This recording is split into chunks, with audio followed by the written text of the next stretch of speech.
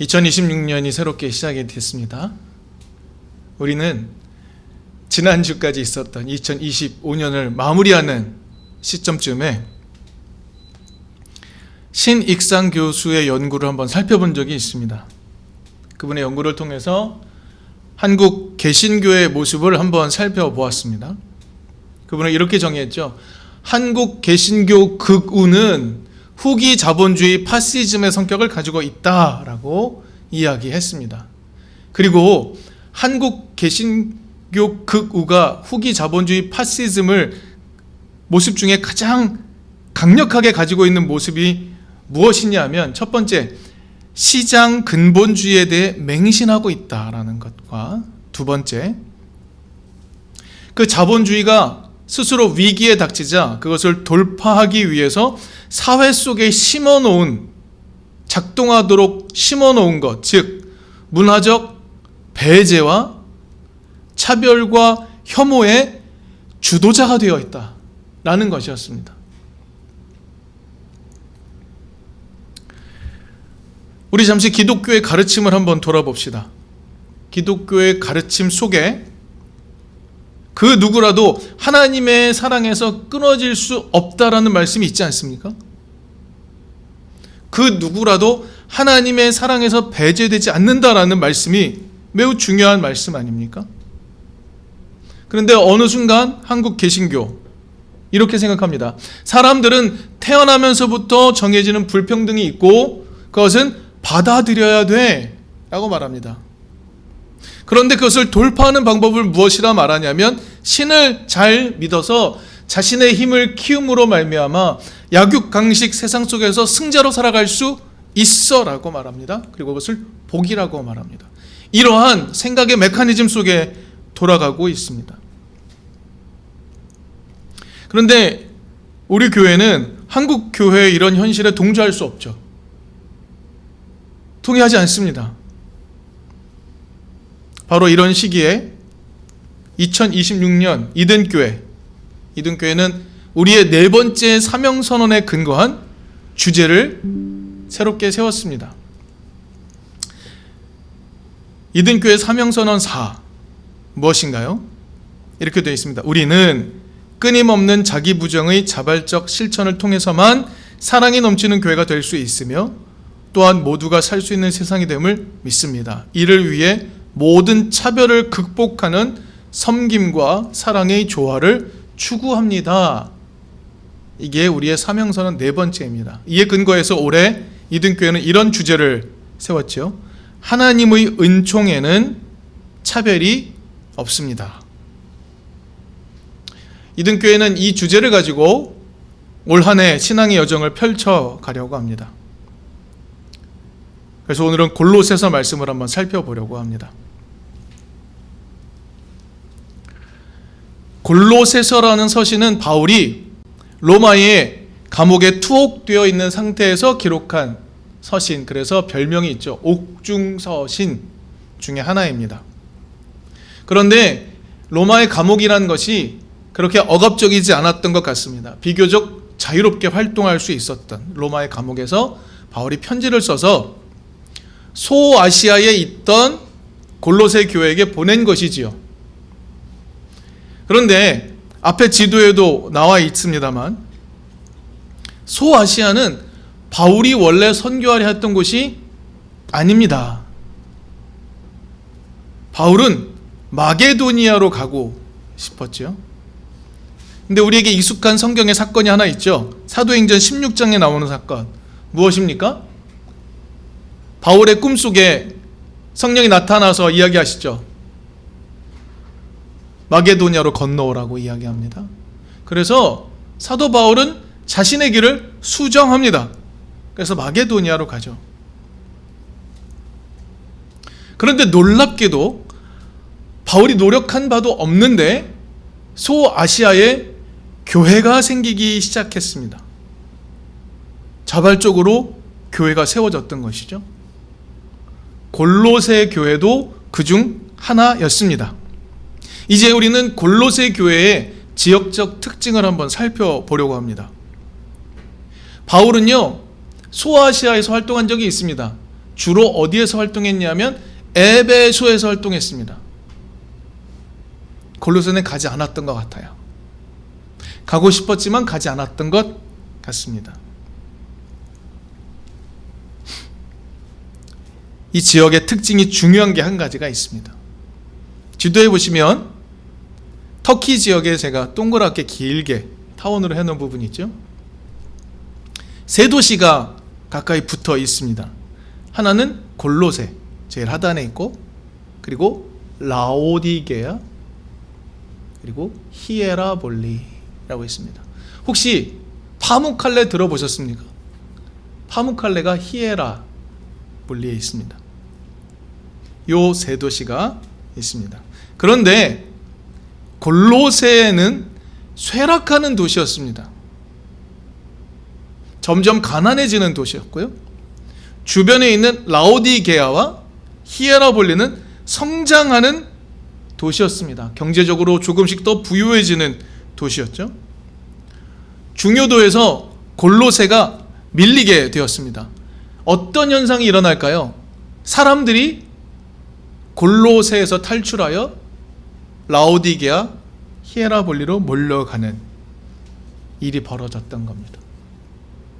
골로새는 쇠락하고 라오디게아, 히에라볼리는 성장하면서 사람들이 이동하면서 점점 격차가 벌어지고 있는 중이었던 겁니다. 그런데 골로새서 4장 16절에 보면은요, 사도 바울이 이 편지를 쓰면서 이 편지를 라오디게아 교회, 히에라볼리에 있는 교회, 그리고 골로새 교회가 함께 회람하도록 합니다. 이 편지를 세 도시가 같이 읽도록 하는 겁니다. 여러분, 이 세 도시가 친해질 수 있을까요? 이 세 도시에서 각각에 사는 사람들이 서로 마음을 모으고 친해질 수 있을까요? 그렇지 않을 것 같습니다. 그러나 사도 바울은 골로새서를 쓰며 이 편지를 세 도시에 있는 교회가 회람하도록 편지를 보내고 있습니다. 여기서 중요한 내용이 등장합니다. 오늘 본문에서 10절, 11절을 보면 이렇게 말하죠. 새 사람을 입으십시오 라고 말합니다. 그리고 이렇게 계속해서 얘기합니다. 거기에는 그리스인과 유대인도, 차별받지 않은 자와 할례받지 않은 자도, 야만인도 수구디아인도, 종도 자유인도 구분이 없습니다. 오직 그리스도만이 모든 것이며 모든 것 안에 계십니다 라고 말합니다. 본문의 내용을 조금 더 깊이 들여다보면 이런 거죠. 그리스도 예수 안에서 우리는 창조주 하나님의 원래 의도를 우리는 알 수 있다 라고 말하는 겁니다. 그것은 무엇이냐면 누구도 차별하지 않는 것이다. 그러니 너희는 사람을 구분하지 말고 모두를 품는 새 사람의 모습을 입으라고 권하고 있는 겁니다. 방금 말씀드린 것처럼 이미 지역 전체에 불균형이 일어나고 있었고, 지역 감정 같은 것이 폭발하고 있었고, 갈등이 폭발하고 있는 상태였습니다. 성경 중에 빌레몬서라고 있죠. 빌레몬에게 보내는 편지인데요, 빌레몬으로부터 도망친 오네시모라는 종을 받아주라라는 권면을 하는 서신입니다. 그런데 그 빌레몬은 골로새에 살고 있었던 사람이었고요, 그의 종 오네시모는 그 골로새를 탈출해서 새 삶을 살고 싶었던 사람인 거예요. 이렇게 골로새의 상황은 열악했고, 라오디게아와 히에라볼리와 비교해서 비교 열 위에 있는 상황에 놓여 있는 겁니다. 갈등이 폭발하고 감정의 골이 깊어지고 있는 상황입니다. 근데 오늘 말씀 10절, 11절에 보니까 여러 구분들이 등장하는데 야만인도 등장합니다. 여러분, 야만인은 어떤 사람을 말하는 것일까요? 당시의 야만인 어떤 사람이냐면 라틴어, 로마의 행정적 공식 용어인 라틴어 또는 문화적 공식 용어인 그리스어를 사용하지 않는 사람들 이거나 로마 질서를 따르지 않으려는 민족적 태도를 가진 사람들을 말합니다. 근데 또 처음 보는 사람들도 등장하네요. 스구디아인도라고 말합니다. 스구디아인은 누구일까요? 우리에게 익숙한 스키타이인입니다. 스키타이라는 사람들은요, 옛날에는 흑해 주변을 완전히 장악했던 사람들이었지만 예전에는 용맹한 전사로서 말을 타고 달리며 활을 쏘며 전쟁에 승승장구했던 전사 세력이었지만, 이제는 로마에 흡수되어 버린 실추된 자존감을 안고 살아가야 하는 사람들의 대명사였습니다. 그래서 야만인도 수구디아인도 모두 그리스도 안에 있습니다 라고 이야기하고 있는 겁니다. 그 모두를 차별하지 않는 새 사람의 모습을 입으라고 바울이 이야기하고 있는 것이죠. 근데 이 말씀 매우 무겁게 다가왔을 것이다 라고 우리는 생각할 수 있습니다. 이 말씀 쉬운 말씀이었겠습니까? 매우 어려운 말씀이었을 겁니다. 그렇게 상상할 수 있는 이유가 8절에 등장합니다. 8절에는요, 그 당시 골로새 안에 있는 사람들의 마음이 어땠는지 적나라하게 보여줍니다. 이제 여러분은 그 모든 것, 곧 분노와 격분과 악의와 회방과 여러분의 입에서 나오는 부끄러운 말을 버리십시오라고 말합니다. 이게 일상이었던 겁니다. 비교 열의에서 오는 자존감이 낮아짐, 화남, 분노, 이런 것들이 악의와 회방과 부끄러운 말로 나타났던 것이죠. 이렇게 권면해야 할 정도로 차별과 갈등이 매우 심했던 상태가 골로새, 히에라볼리, 라오디게아의 상태였던 겁니다. 그런데 시각을 조금만 넓혀 볼까요? 사람 사는 곳이라면 이런 차별, 이런 갈등은 어디에나 존재하는 것 아닙니까? 오늘날 우리의 삶에도 존재하고 있지 않습니까? 여러분, 우리는 생존의 이유, 그것이 정말 중요한 이유죠. 그 이유로 누군가를 배제하고 배척하는 것에 익숙합니다. 그리고 그것을 상식으로 받아들이는 세상 속에 살고 있습니다. 우리도 일제시대를 겪었지만 제국주의 시대를 거치면서 식민 지배를 당했던 역사를 가진 사람들, 민족적으로 역사적으로 뼛속 깊이 알고 있습니다. 이런 갈등들, 이런 분노를 알고 있는 것 아닙니까? 어디 하나 이런 갈등이 있고 어느 세대에나 이런 갈등이 있습니다. 그리고 성경이 말해주는 바 바울 당시에 로마 제국 내 여러 곳에서도 이와 같은 일을 겪고 있었습니다. 골로새서가 옥중서신이라고 말씀드렸잖아요. 바울의 여러 서신 중에 골로새서보다 앞서 기록했던 서신들이 있습니다. 골로새서보다 먼저 기록된 서신 중에 갈라디아서, 로마서, 이런 서신들이 있죠. 그곳에서도 바울은 오늘 본문 11절과 같은 이야기를 계속 남깁니다. 그리고 특별히 로마서에는 그러한 내용들이 많이 들어있습니다. 특별히 로마서 10장 12절에서는요, 이렇게 말합니다. 유대 사람이나 그리스 사람이나 차별이 없습니다.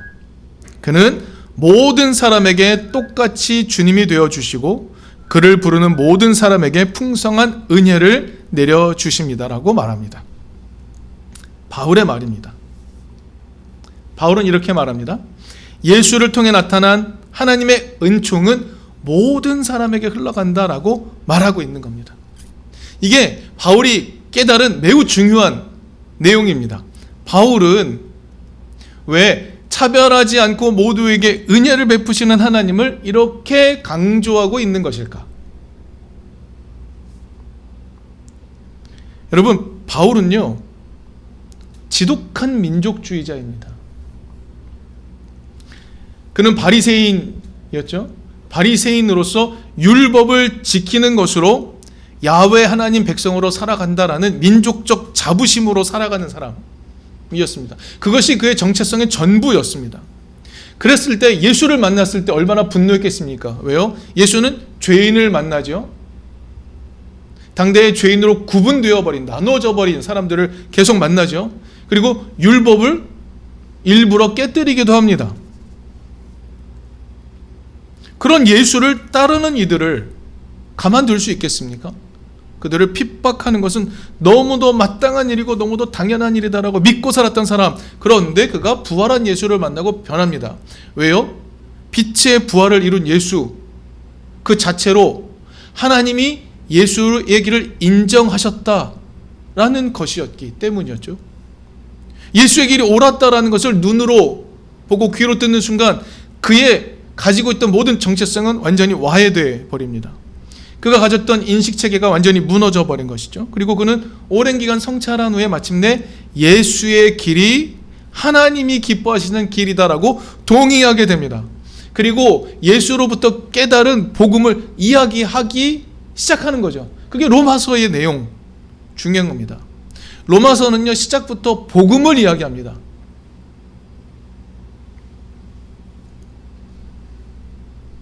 그리고 바울은 로마서뿐만 아니라 자신의 여러 서신에서 하나님의 차별 없이 베푸시는 은총을 이야기합니다. 이게 바울이 깨달은 것이죠. 누구에게나 동일하게 임하는 하나님의 은총을 깨달은 겁니다. 율법을 잘 지키고 율법의 길을 잘 따르는 사람에게만 하나님의 은총이 임하는 것이 아니라 모두에게 차별 없이 임하시는 하나님의 은총을 바울은 깨닫게 된 거죠. 그래서 예수의 길도 이해하게 된 것입니다.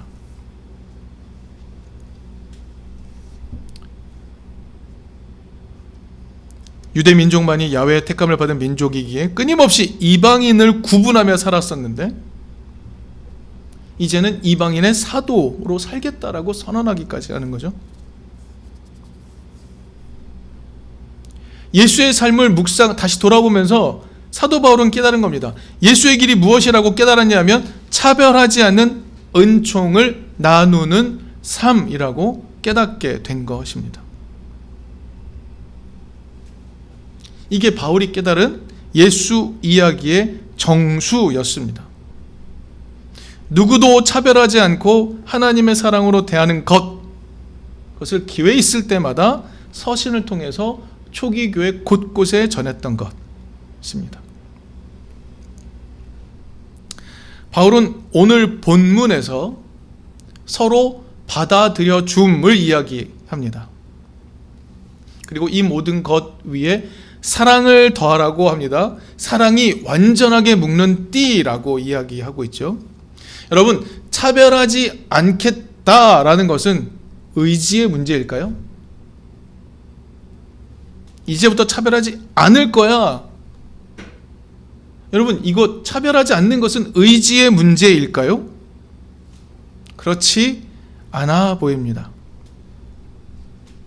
그 누군가를 하나님이 가진 시선으로 바라보게 될 때 우리는 차별하지 않게 됩니다. 왜냐하면 하나님이 그 누구도 차별하지 않으시기 때문입니다. 하나님은 예수의 모습을 통해 나타나시죠. 예수는 어떻게 하셨습니까? 지극히 낮은 자를 찾아갔습니다. 병든 자를 찾아가 병든 자를 만져주었습니다. 이방인들을 만나주셨죠. 세리들을 만나셨습니다. 몸을 팔아 사는 여인들도 만나주셨습니다. 예수를 통해 나타난 하나님의 모습, 어떤 겁니까? 누구라도 품으시는 분이라는 거죠. 여러분, 그게 하나님이 의지적으로 행하시는 것일까요? 하나님의 의지를 가지고 내가 너희 같은 이들을 만나줄 거야 라고 하시는 것일까요? 성경은 그렇게 이야기하지 않습니다. 성경은 하나님은 사랑 그 자체시라고 이야기해 주죠. 하나님은 그냥 그렇게 움직이시는 분입니다. 하나님은 그냥 사랑의 길로 돌진하시는 분이십니다. 그래서 우리는 하나님이 사랑에 있어서 전능하다고 말하는 것입니다.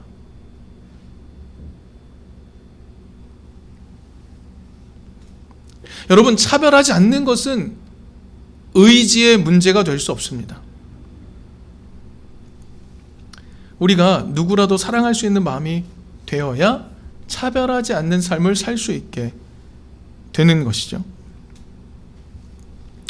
그래서 기독인은 참으로 조심해야 될 생각이 있습니다.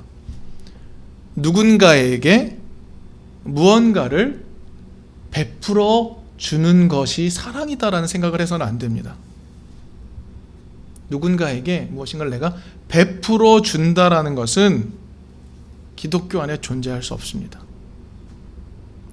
좀 바꿔야 되는 것이죠. 오늘의 설교 제목처럼 누구에게든 무엇이든 언제든 나누겠다라는 성품이 필요합니다. 그것은 하나님의 사랑에 감동되어야만 발현되는 것입니다. 의지로 해내는 것이 아닙니다. 하나님의 사랑의 의미를 깨달은 이들만이 누구에게든 무엇이든 언제든 나눌 수 있습니다. 이것이 예수를 통해 나타난 하나님의 모습이기 때문에 그렇습니다. 타인을 구분하던 이방인을 구분하던 바울이 이방인의 사도로 자처하기 시작합니다. 사도 바울이 하나님에 대한 잘못된 시각을 교정했더니 참으로 자유한 사람이 되었습니다. 그는 만나지 못할 사람이 없었고 하지 못할 일이 없어졌습니다. 여러분, 오늘날 한국 개신교를 장악하고 있는 차별의 태도는요, 하나님에 대한 모독입니다.